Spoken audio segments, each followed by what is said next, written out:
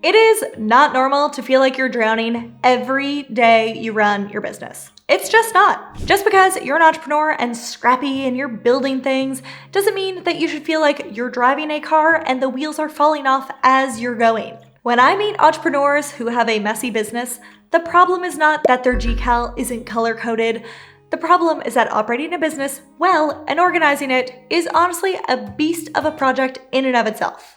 The problem is that there's daily tasks and weekly tasks and one-off projects and ongoing projects and maybe multiple people involved, and there's communication and there's time zones and all of these things.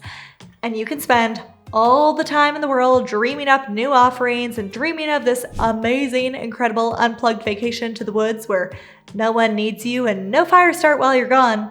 But if you have left a team with a hot mess of a business, that mess is only going to get hotter as the business grows and you take even 5 seconds off on vacation. So in this video, I'm going to tell you which business organizational softwares and tools are actually worth spending the money on, which are not, and most importantly, the stuff you should really focus on to clean up your business, the business organizational tips and processes which will get you that flawlessly running business machine that you're dreaming of. And good news, color coding your calendar has literally nothing to do with any of this. No matter what stage of business you're at, if it's day 1 of your business or day 12,000, getting the organization of it sorted is going to be a guaranteed game changer. And honestly, the longer you leave it, the more people and projects and product lines you add to your business, the worse this is gonna get. Tip number 1, you're doing work on an "oh sugar, it needs to get done" basis, as opposed to observing what you need to do, planning how long that takes, and allocating your time accordingly. A lot, if not most things in business are very, very predictable. It's actually not that much stuff coming out of left field. For example, you need to do your marketing probably every week. You need to serve your clients or your customers probably every week. You're going to get emails into your inbox. You're going to deal with customers forgetting to pay their bills. You're going to need to do your bookkeeping, and you're probably going to want to file your taxes every once in a while too.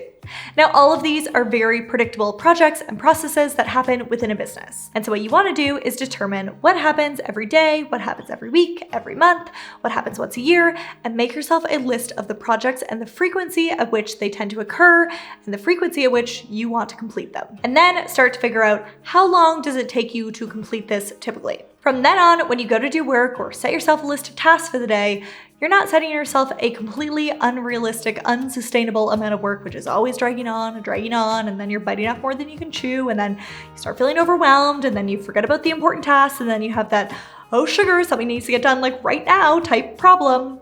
We are, of course, going to talk about organization systems and softwares, and if you're wondering, well, what do I put into my planner or into my project management system? These are the projects that will be inputted into there, and the frequency at which they occur will depend on what you figured out in this step. So more on this one and how to actually implement it in a bit when we talk about softwares. Tip number 2, if you work with a team, even that's simply a bookkeeper right now, you don't just want to outsource the task, you also want to outsource the decision-making too. Imagine you give someone a task to pitch you onto podcasts so you can be a guest and get in front of new audiences. And then that person comes back to you and they ask, "Okay, well, would you like me to pitch you onto this podcast or that podcast?" Or, "We got an email into the inbox asking you if you'd like to be on X podcast, and I'm wondering, would you like to go on it?" If people are asking you these questions, it's a sign that you haven't outsourced the decision-making along with the project. And for as long as this happens, you are not going to have time to work on your own work because you're always going to be making decisions and getting stopped and distracted by other people's questions for the work that they're doing.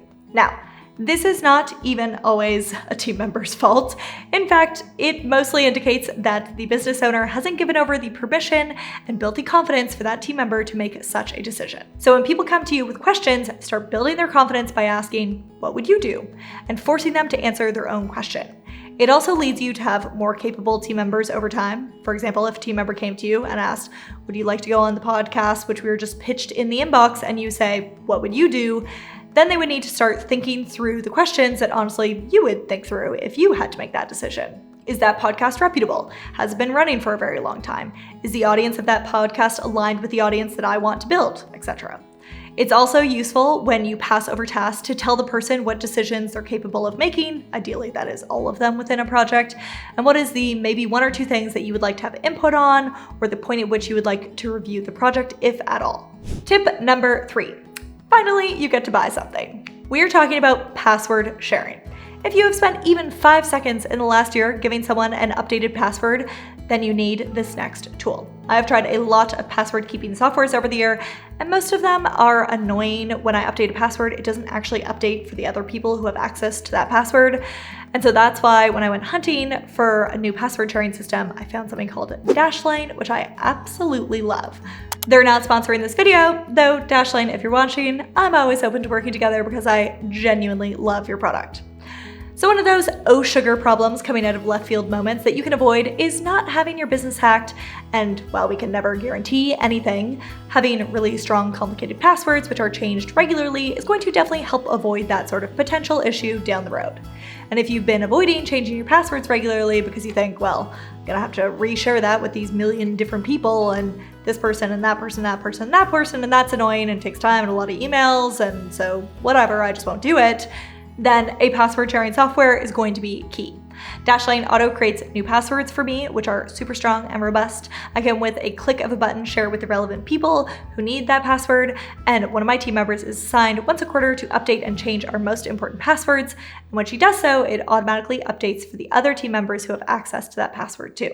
Tip number 4. This next one might be controversial, but I believe it to my core. 93% of meetings are an absolute ginormous complete waste of time, and if anything, are probably disrespectful to the people on your team because they have work that they want to get to, and meetings only need to take place often because the business owner hasn't organized the business well or isn't making decisions like the CEO that they should be. Let me describe to you how I got this wild idea and how we do meetings in my business, which is literally almost never. I worked in a kindergarten for 5 seconds, and they would have 3-hour-long meetings to discuss important things like, where should we hang the Christmas lights for the Santa Claus event happening next month, indoors or outdoors? Or should we buy a bouncy castle or a sandbox? They would literally discuss and then vote on things like this, and I was just sitting there thinking to myself, like, this doesn't need to be a democracy. A dictatorship model would be perfectly efficient here. I literally don't care where you put the Christmas lights. Why am I in this room?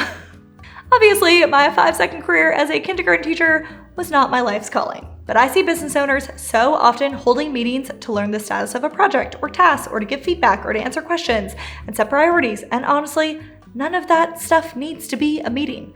Personally, meetings are like a productivity bomb dropped on me for the day. I can hardly accomplish anything else on my task list that day because I'm just thinking about the meeting which is coming, and I also can't organize my work and my day like I want to because I have a meeting later. And I can't say, there's a great snow day, I'm gonna go hit the hill and do some skiing and work tomorrow, or yeah, I'll take that 12 noon yoga class because someone scheduled a darn meeting. Which brings me to the genuine greatest creation on the internet ever, and I'm not exaggerating. This thing is a meeting killer, and it is a communication godsend, and is genuinely the best $150 I spend all year. Tip number 5 is get a pro subscription to Loom. It records your screen and your audio, saves your video online, and gives you the ability to send it to someone with one click. Now, while I don't suggest reviewing work forever because your team members should be capable enough of producing quality work without a second set of eyes on it, it is great for reviewing stuff and giving feedback when someone is new. I also use it to show my, say, bookkeeper, like, hey, can you please recategorize this expense as X and not Y, and I'm seeing a mistake in this Excel sheet, which I've highlighted. Can you look into fixing that, please? I literally respond to emails this way, and I assign tasks this way. So this is the #1 tool that I'm absolutely in love with.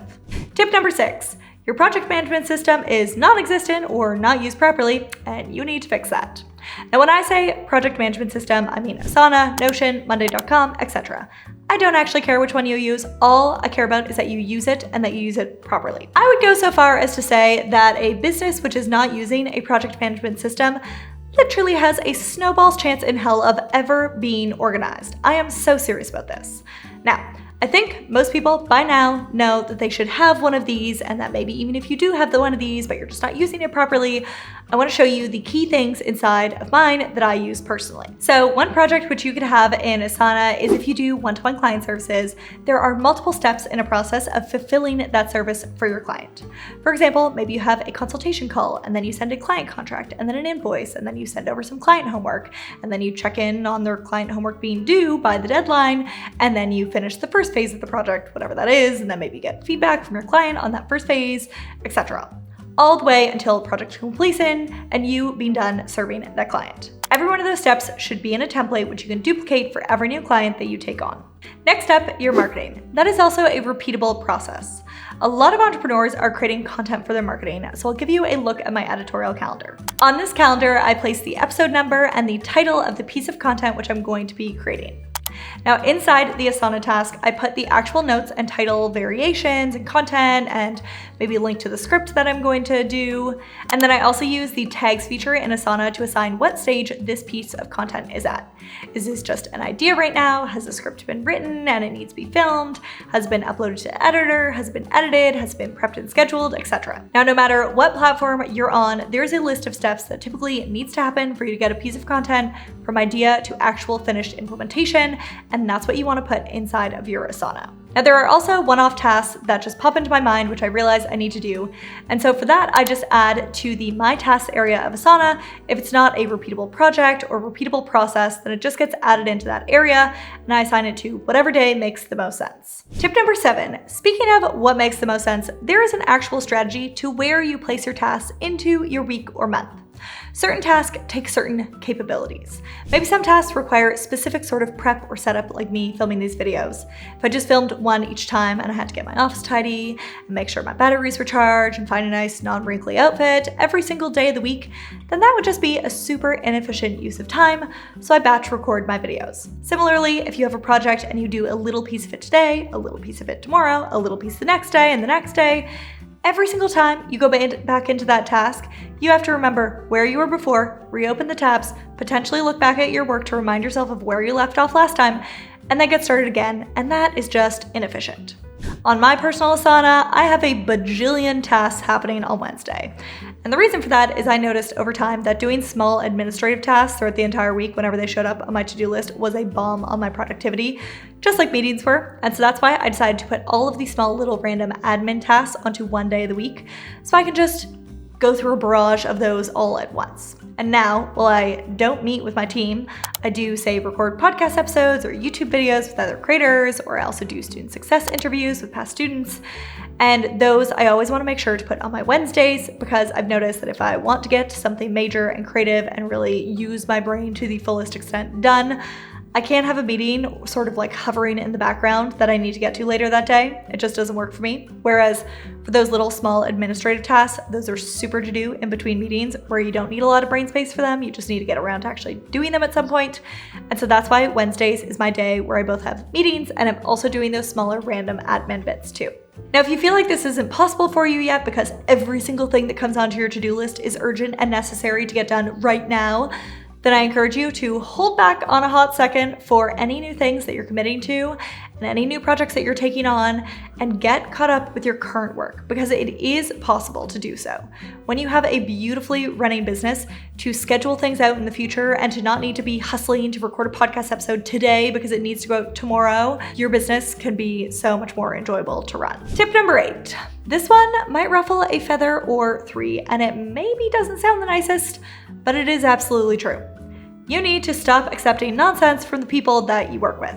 Now, what do I mean by nonsense? Work that is constantly late, or work that constantly has mistakes in it, work that just isn't up to par and the expectation that you would have and the quality that you would create yourself. We hire people and we outsource work and we pay for that so that we can grow our business, so that we can work on other things and focus on other things in the business. But if we're constantly having to go back and look back and check in, is that thing done? And check in, is there a mistake in that? Or to just have your brain literally spend any amount of time on other people's work wondering, wonder how they're doing on that. I wonder if they're gonna remember to do that thing, which I told them about. I wonder if they're gonna connect all the dots and the pieces of information that are important for that project. I've had a range of team experiences and working with other companies from awful to absolutely incredible. And there was a point in time in my business where I was working with a number of other people who were consistently causing me headaches. And that was a point at which I decided I am no longer tolerating this nonsense. And when I made that decision and honestly decided to end contracts with a few different people that I was working with, and I was literally like, I would rather run a smaller business, which is more joyful, than having a bigger business where I just have to rely on a bunch of people who I can't trust to do work well. That was the moment that I went into picking contractors and bookkeepers and accountants and team, who I guess just started to feel this vibe of like, I am not taking this anymore. and therefore they just started living up to the expectations which I had. Or if they didn't, and it did happen on a few occasions, then I just decided to stop working with that person or company. Now, if you've put a system in place like Asana, if you create a process for some project to get done by, and the person who's supposed to implement that is just not doing it, then ideally you talk to them and they fix it. Or if they don't, I would highly recommend deciding to part ways. When you have team members who get things done on time, who maintain or improve the systems and processes which you've created, who consistently produce good work that you don't need to go back in and fix, it's literally essential for your business operating well. As your business grows and you're just going to be one of many people working in this business, and if you were the only one who is operating the business in an organized way and there's 7 other people who just don't care and they're making a giant mess of it, then you are not going to be able to complete your work and clean up those messes too. So hold your people to a higher standard. That goes for team members who are within your business and also external companies and contractors that you might work with too. But of course, also do take responsibility for if you give someone a hot mess of a system or a business, then it's only likely going to get worse when you add more people who are new to that project into it, or add more people to any sort of system or project. So it's important that you clean something up and have it really well organized before you hand it over to someone else. Or alternatively, you give someone on your team the end goal that you want to see and you tell them to sort out how exactly it is that they get there. And then tell them that one of the parts of the project is to also create a repeatable, organized, efficient process for someone else to be able to go through in future. Tip number 9, this one is free, this one is simple and easy, and it really will make a big difference. I remember when I first set up my Google Drive for my business, I didn't know which folders I should have, and over time I realized that there are certain things that happen in every business, and if I organize within these folders, they would be so much easier to find. So here's a peek at the folders which I use and organize my Google Drive by. Tip number 10, stop adding complexity to your business and make it a project to organize the thing before you continue moving forward with the business. If you clicked on this video because you know you have a serious problem with organization and your processes and internal systems in your business, then I encourage you, stop agreeing to new projects like doing a brand collaboration or a promotional video or creating new offers and all of the other things. Make your next project business cleanup. When your business is operated as a hot mess, your reputation is on the line. And your reputation is worth something. And if you start building a reputation for a disorganized business or being hard to work with, you're not gonna get as many referrals and you're not gonna find people repeat purchasing from you. And you're also gonna find that those collaboration partners that you used to have don't seem to be knocking on your door anymore. Organized business owners wanna work with organized business owners. So take the time necessary to get yourself into the organized business owner camp and then do proceed on to growing your business. Speaking of which, if you're curious to know exactly how that is that you can raise revenue in your online business, then I definitely encourage you to watch this video next, where I walk you through exactly what myself and my team did to raise our revenue by $400K last year.